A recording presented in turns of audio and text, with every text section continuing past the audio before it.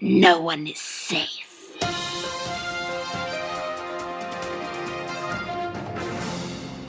Hi, I'm Alexis. Hi, I'm Allie. Hey, I'm Anna, and we're the program organizers. I'm Francis. I'm Eugene. I'm Sydney Lee, and we do public relations. And I'm Deborah, and I did technology. So did you set your privacy settings yet?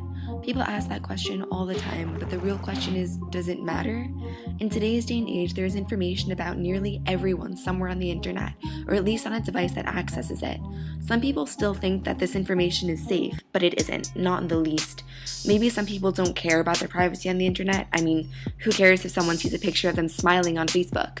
But we're here to tell you exactly what privacy entails and why it's such an important matter. Privacy is the state or condition of being free from being observed or disturbed by other people. Because of today's technology, it is making it easier for government agencies to spy on us, but it is making it harder for people to have privacy.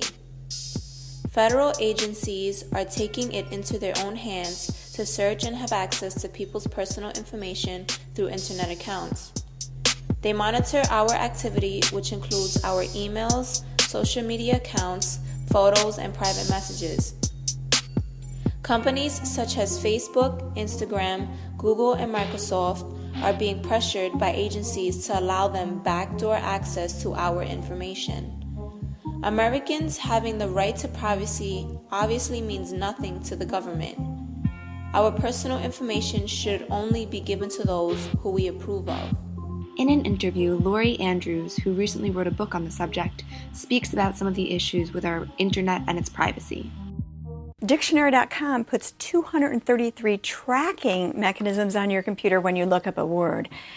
And 75% of companies now require their HR officials to look at what you are online before offering you a job. Think of poor Ashley Payne, 24-year-old school teacher. She hadn't friended any of her students or any of their parents. She went to Ireland on a summer vacation, posted a picture of herself having a beer at the Guinness factory, and lost her job as a result.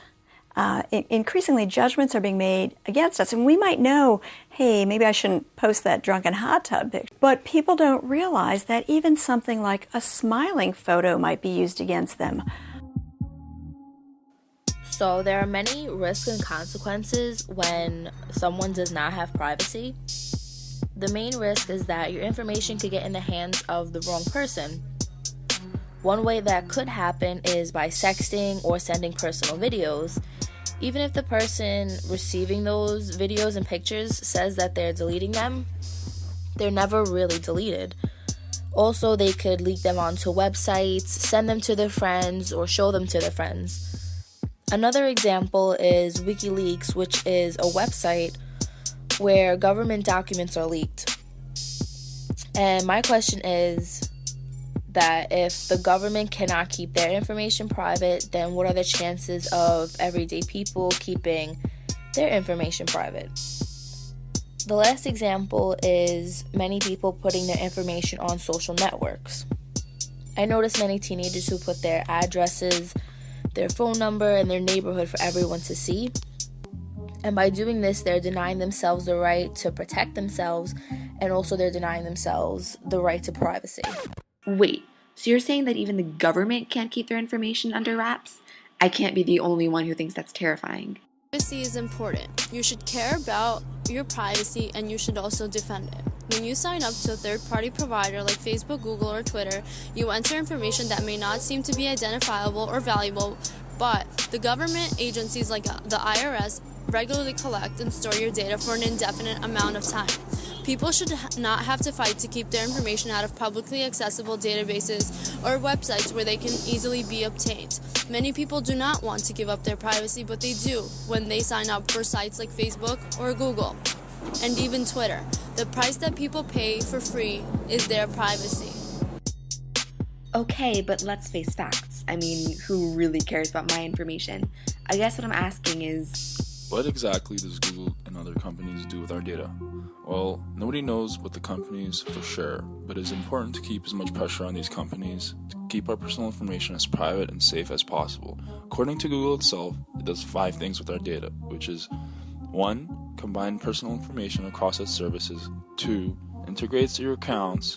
3. Tailors advertising. 4. Aggregates large quantities of user data. 5. Stores your information indefinitely.